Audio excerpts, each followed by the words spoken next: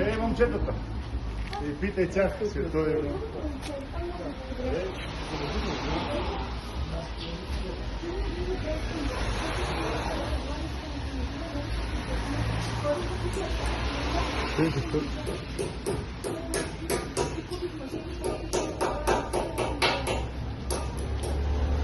Какво е?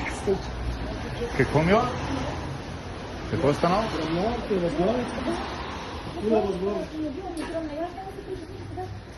Ма кое на волана ли възглавност? Това не е такава възглавност. Това е ербек. Това е колата. Това възглавница е за... Не е за това нещо. Не е та, ама това е ербек, да. Това е смисъл. На волана ли? Къде те гръм? Това не е такава възглавница. Това е декоративна. Това е въздушна възглавница, се нарича. Не, че не ми харесва, това не може да стане там. Това е възглавница за пушка. А другото се нарича ербек. Или така наречената въздушна възглавница. И не мога да го вземеш от такъв магазин.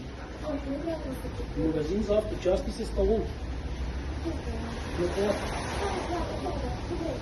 А това възглавница е за декорация.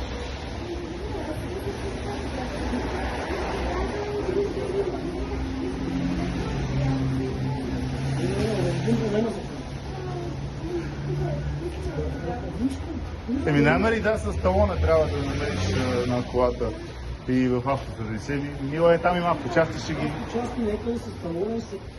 Има е... Лева, шофьорска ли е грамала, коя грамала? Какво отлеки на авточасти?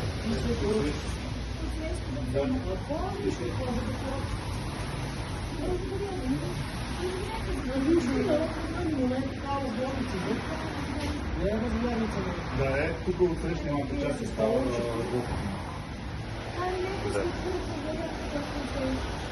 Добре. Наложите на колата по-рано да го извадят ербек.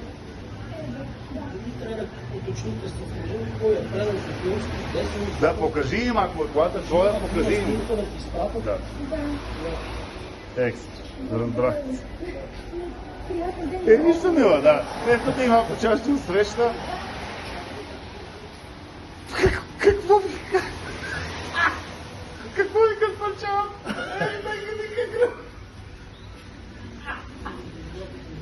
Вика възглавница. Дава имам възглавница такова.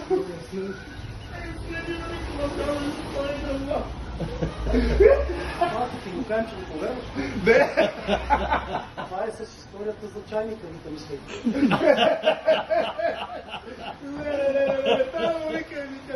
Аз ти кръчмата ти кажем, че е верно, че кажеш, че се това. Това видео оригинал. Възглавника. Това е вика възглавницата и рада и така. Аз даже не знам как се запак.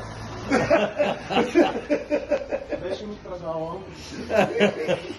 Ще по да намалигам. Че качим във Фейсбук.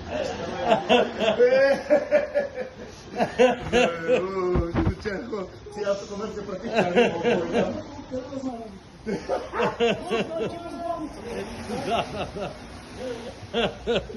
Да.